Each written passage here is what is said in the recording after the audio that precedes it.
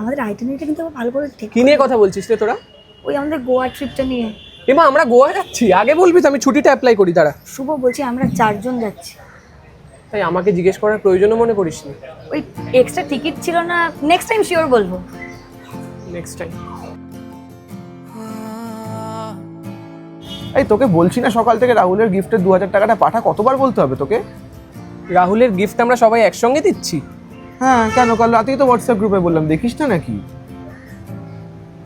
ও তোকে ওই গ্রুপটা অ্যাড করা হয়নি না? করে দিচ্ছি না, it's okay. করে দিচ্ছি It's okay. পাঠিয়ে দে। আমি নিজেই দিয়ে দেবো কিছু একটা।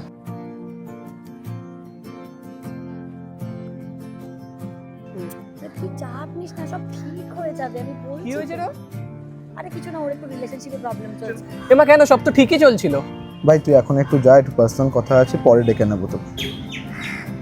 তুই মাইন্ড করলি না তো আবার এই নিয়ে? আমি কিছু মাইন্ড করলে কি তোরা কিছু মাইন্ড করবি? না তো, then it's okay. দাদা আমি না আজকে আইপিএলটা দেখতে যেতে পারবো না, আমার একটা কাজ পড়ে গেছে। তুই কি আর কি মারছিস নাকি? এখন বলছি এটা ভাই, এটা আইপিএল এক্সট্রা টিকিট, তুই যাবি? Extra ticket? না রে, তোরা যাই হবে না, আদার প্ল্যান। তুই আবার আমাদের কাছে প্ল্যান বানাতে কবে থেকে শিখলি রে? তোদের ছাড়া প্ল্যান বানাতে শিখিনি। যেখানে নিজের গুরুত্ব নেই সেখান থেকে বেরিয়ে ভালো থাকতে শিখে গেছি। আসলাম।